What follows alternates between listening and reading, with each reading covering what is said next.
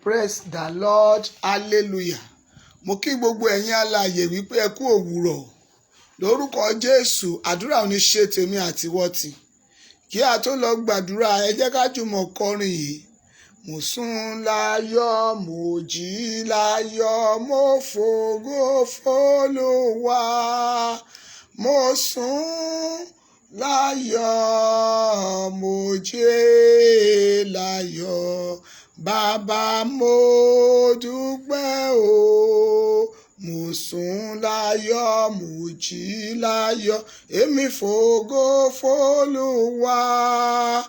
Mo sùn láyọ̀, mo jí láyọ̀, bàbá mo dúpẹ́ o. Ká tó máa tẹ̀síwájú, ẹ jẹ́ ká jùmọ̀ ka sáàmù yìí, Psalm 12 láti orí kìíní dé ẹsẹ̀ tí ó gbẹ̀yìn. Psalm 12 from verse 1 to the end. Gbogbo alààyè gbogbo, ẹ jẹ́ ká jọ ka sáàmù yìí papọ̀. Gbà ní Olúwa, nítorí àwọn ẹni ìwà bí Ọlọ́run dásẹ̀, nítorí àwọn olóòótọ́ dásẹ̀ kúrò nínú àwọn ọmọ ènìyàn. Olúkúlùkù wọn bá ẹnìkejì rẹ̀ sọ asán, ètè ìpọ́nni àti ọkàn méjì ni wọ́n fi ń sọ. Olúwa yóò ké gbogbo ètè ìpọ́nni kúrò, àti àwọn tí ń sọ̀rọ̀ ohun ńlá, tí ó ń wí pé àwọn ọ̀wàlé àwa ò fi ṣẹ́gun. Ètè wa ní tiwa, ta ní í ṣe Olúwa wa? Nítorí ìríra àwọn tálákà àti nítorí ìmí ẹ̀dùn àwọn aláìní, Olúwa wí pé nígbà yìí ni èmi ó dìde, èmi ó sì yọ sí ibi àìléwu kúrò lọ́wọ́ ẹni tí ń fẹ́ ẹ sí i. Ọ̀rọ̀ Olúwa ọ̀rọ̀ funfun ni, bíi fàdákà tí a yọ́ ní ìléru erùpẹ̀ tí a dà ní ìgbà méje. Ìwọ ó pa wọ́n mọ́, Olúwa, ìwọ ó pa olúkúlùkù wọn mọ́ kúrò lọ́wọ́ ìran yìí láéláé. Àwọn ènìyàn búburú ń rìn ní ìhà gbogbo nígbà tí a bá gbé àwọn ènìyàn kénìyàn lékè. Ògo ni fún Baba, ògo ni fún Ọmọ, ògo ni fún Ọlọ́run ẹ̀mí mímọ́, bí ó ti wà látètèkọ́ṣe, ó ń bẹ ní ìsinsìnyí, bẹ́ẹ̀ ni yóò sì máa rí ní ìgbà gbogbo, ayé àìnípẹ̀kun. Àmín. Àwọn ọmọ Ọlọ́run tí ẹ̀ ń gbọ́ ohùn mi ní kùtùkùtù òwúrọ̀, ohun tí mo pe àkọlé àdúrà tòní ni gbà mí Ọlọ́run. Nítorí sáàmù tá a kà yẹn, Ọlọ́run nìkan ló lè gbà wá o. Kò sí ẹnìkan tó lè gbà wá bí kò ṣe Ọlọ́run. Ẹni tó lè gbà wá yẹn náà, òun nìkan ló lè pa wá mọ́. Òun nìkan ló lè gbà wá kúrò lọ́wọ́ ìran ibi àti àlá ibi. Òun nìkan ló lè gbà wá kúrò lọ́wọ́ ìfẹ́kúfẹ̀ẹ́ ọ̀tá. Òun nìkan ló lè ṣẹ́ ogun fún wa. Ọmọ Ọlọ́run tó ń gbọ́ ohùn mi ní kùtùkùtù òwúrọ̀, lórúkọ Jésù, Ọlọ́run májẹ̀mú yóò gbà ọ́ lọ́wọ́ ọ̀tá. Ọba àwọn ọba ló gbà ọ́ kúrò lọ́wọ́ àjàkálẹ̀ àrùn búburú. Olúwa yóò gbà ọ́ kúrò lọ́wọ́ ìmọ̀ àti ètè èké. Ìwọ tó ń gbọ́ ohùn mi lówùúrọ̀ yìí, fi Ọlọ́run ṣègbẹ́kẹ̀lé rẹ, torí pé òun nìkan ló lè gbà ọ́. Kò sẹ́ni tó lè gbà ọ́ bí kò ṣe Ọlọ́run. Òun ló pa ọ́ mọ́, òun ló dá ọ sí, òun ló dáàbò bò ọ́, òun ló mú ọ wà láyé, òun ló ṣọ́ ọ tí tó fi jí. Bíbélì wí pé ẹni tí ń pa mí mọ́ kì í tòògbé, bẹ́ẹ̀ ni kì í sùn. Olúwa ni olùpamọ́ mi. Ìwọ ọmọ Ọlọ́run tó ń gbọ́ ohùn mi lówùúrọ̀ yìí, Ọlọ́run nìkan ló lè pa èmi àti ìwọ mọ́. Kò sẹ́ni tó lè pa wá mọ́ bí kò ṣe Ọlọ́run. Mo sì gbàdúrà pé lábẹ́ bó ti lè wù kó rí, nínú gbogbo hílàhílò àti ìjì ayé, Ọlọ́run májẹ̀mú yóò máa pa èmi àti ẹ̀yin mọ́. Ààbò rẹ̀ yóò sì dájú lórí wa. Ẹ jẹ́ ká gbàdúrà. Ká tó lọ nínú àdúrà, ẹ jẹ́ á jọ kọrin yìí. Gbanigbani Jésù gbanilà, gbanigbani Jésù jàre gbà mí o. Ẹni tó tọ́ ní ìgbà ló yẹ ká fọ̀rọ̀ lọ. Gbanigbani Jésù jàre gbà mí o. Orúkọ Jésù, orúkọ Jésù, agbára ẹ̀jẹ̀ Jésù, Ọlọ́run tó ní gbogbo agbára. Àwa jí ní kùtùkùtù òwúrọ̀, àjí aképe orúkọ rẹ̀, aṣọ ipò ṣe nítorí pé ó pa wá mọ́, ó dáàbò bò wá, ó fi àánú rẹ̀ gbé wa ró. Àwa sùn ní òkú, a sì jí ní alààyè.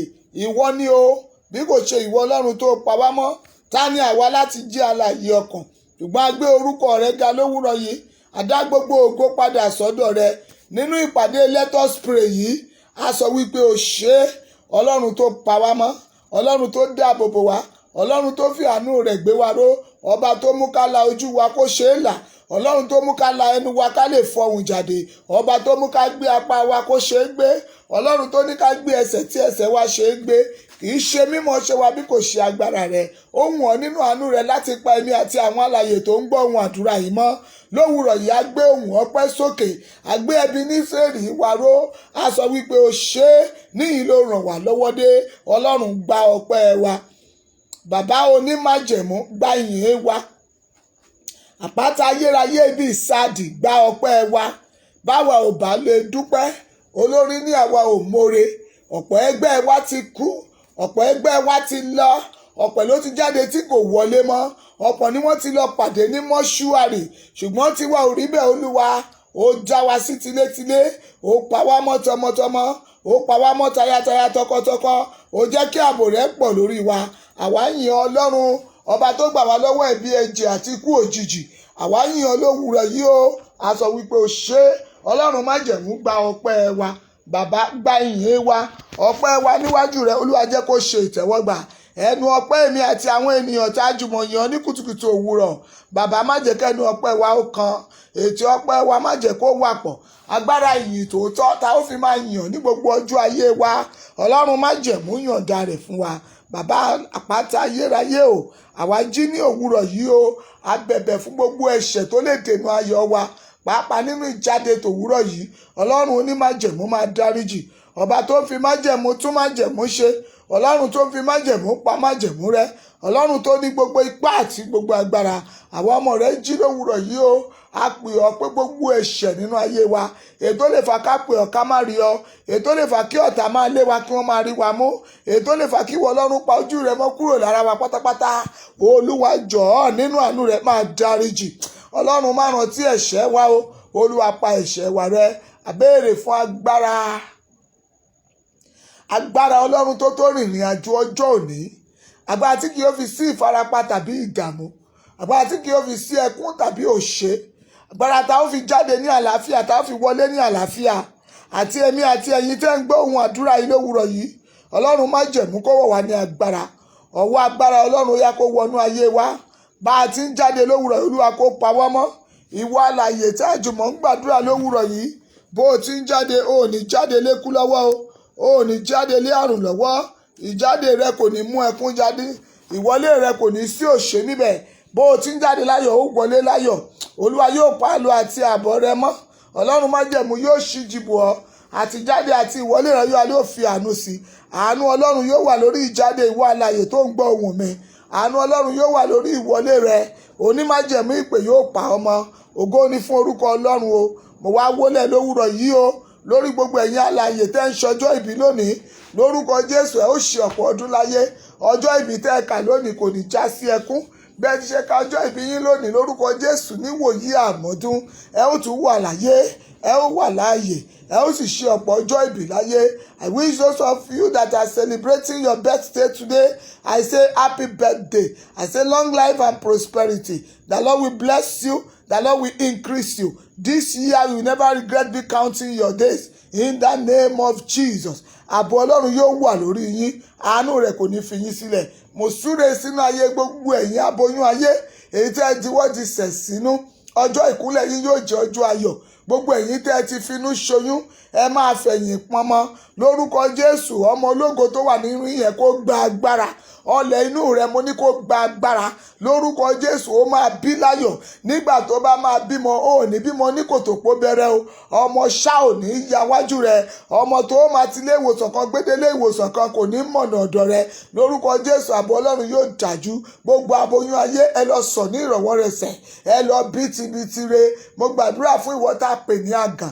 Lórúkọ Jésù ọlẹ̀ kó sọ nínú rẹ. Gbogbo ohun tó ń dúró bí àgàn lára rẹ yẹn. Ìdáyé fi ń gbọ́ ní àgàn. Láti òní lọ Ọlọ́run kó mú kúrò. Ẹ̀yin tẹ́ ń wojú Olúwa fún ọmọ rere. ọlọ́run ìpè májẹ̀mú kó dá yín lóhùn, ọlọ́run tá ń pè ní kùtùkùtù òwúrọ̀ kó ṣí yín nínú, ó yá kẹ́yìn náà finú ṣoyún káàsì pé yín níyà àbíyè.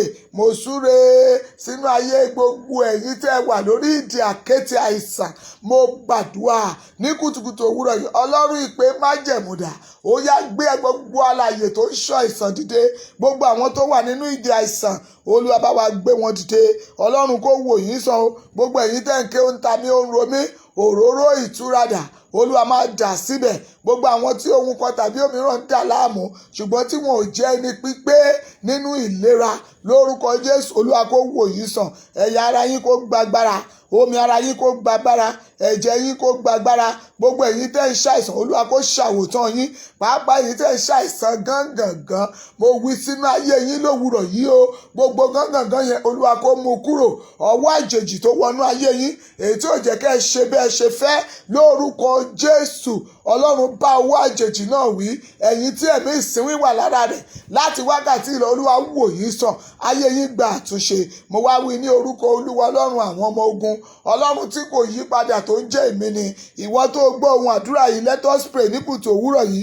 Bó o ti ń lọ síbi iṣẹ́ òòjọ́ rẹ, kò ní sí ìfarapa fún ọ, kò ní sí ìdíwọ́, bẹ́ẹ̀ ni kò ní sí ìdènà. Tàbá rí ẹ̀dá kan, ènìyàn kan, ipá kan, agbára kan, ìmọ̀ kan tó ti kóra jọ nítorí tìrẹ láti jù ọ́ ní ibi, láti ṣe ọ́ ní ibi, láti ta ọ́ lọ́fà olóró, gbogbo ohun tí wọ́n gbà lérò Ọlọ́run kó dá padà fún wọn. Ẹnikẹ́ni tó torí tìrẹ lọ ṣoògùn ìkà, lórúkọ Jésù ó yá kó fi para rẹ̀. Ní kùtùkùtù òwúrọ̀ ni mo gbé ohùn sókè, mo sọ̀rọ̀ sáyé ẹ̀yin àyànfẹ́ tẹ́ ń gbọ́ ohun àdúrà yìí lọ́wọ́lọ́wọ́ wípé nígbàkigbà tẹ́ bá ń jáde ẹ ó máa rí àánú gbà, nígbà tí ẹ bá ń wọlé ẹ ó máa rí ojú rere Ọlọ́run. Mo sọ̀rọ̀ pẹ̀lú àṣẹ ìpè, gbogbo ẹ̀yin tẹ́ gbọ́ ohun àdúrà yìí ní kùtùkùtù òwúrọ̀, ire òwúrọ̀ dà, Olúwa kó ṣẹlẹ̀ yín lórí. Ire òwúrọ̀ Olúwa kó ṣẹlẹ̀ yín lórí.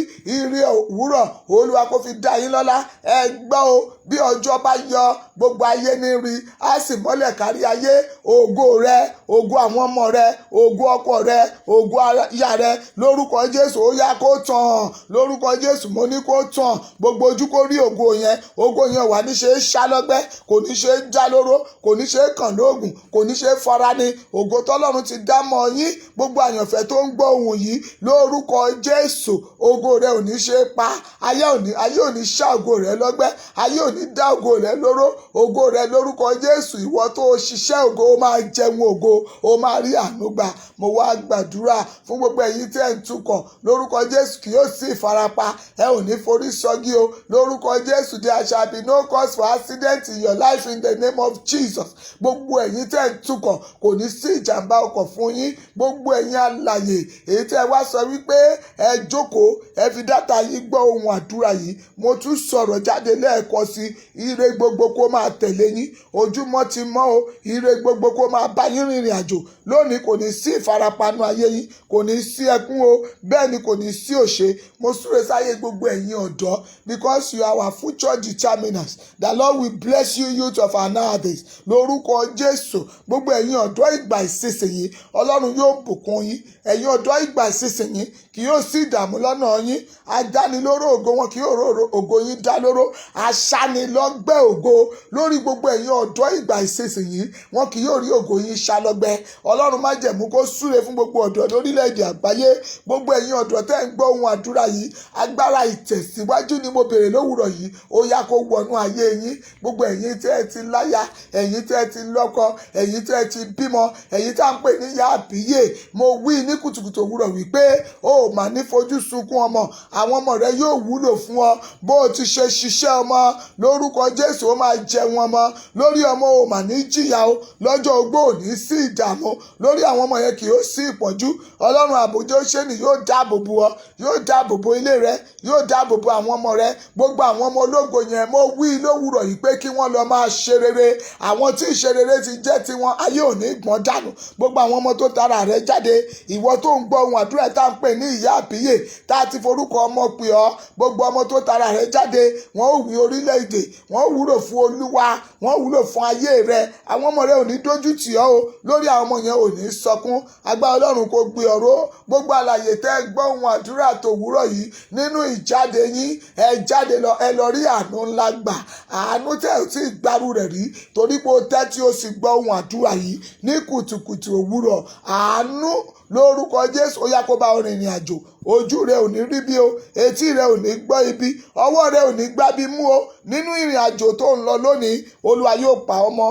Jáde ní àlàáfíà kó o sì wọlé ní àlàáfíà. Wà á rí ojú rere Ọlọ́run, bẹ́ẹ̀ ló máa rí ti ènìyàn. Gbogbo àlàyé tó gbọ́ ohun àdúrà yìí, ohun tí ń ṣe ẹkún nígbà tó bá máa di àwòlésùn alẹ́ kò ní jẹ́ ìpín rẹ o. Ó ti jáde láyọ̀, ó máa wọlé láyọ̀. Ọlọ́run yóò sì pa ọ́ mọ́, ó sì rí àánú gbà. Gbogbo àlàyé tó gbọ́ ohùn mi lówùrọ̀ yìí, nínú ọ̀rọ̀ ẹnu rẹ ò ní ṣìwí o, ò ní sọ̀rọ̀ níwájú ìkà, ó wà ní tẹ́nítìkà. Gbogbo ìrìn àjò rẹ kò ní bí ayé nínú. Bó o ti ń lọ rójú rere Ọlọ́run, bẹ́ẹ̀ ni kò rí ti ènìyàn. Mo súre sáyé gbogbo ẹ̀yin tẹ́ wà ní òkè òkun, ẹ̀yin tẹ́ wà ní ilẹ̀ òkèrè, ẹ̀yin tí ẹ lọ ṣàtìpó ní ìlú mìíràn. Lórúkọ Jésù ẹ máa kéré wálé. A kì yóò pè yín ní mára o, ìkorò ò ní tọ́ sí yín o. Ìrìn àjò tẹ́ ẹ lọ yẹn, ẹ máa kẹ́rù, ẹ jáde ní kíkún. Ẹ ní wọlé lófìfo. Gbogbo ẹ̀yin tẹ́ ti lọ ṣe àtìpó ní ilẹ̀ òkèrè, pàápàá ní ilẹ̀ ọba, lórúkọ Jésù ẹ ti lọ ní kíkún, ẹ ó padà ní kíkún, ẹ ò ní padà lófo,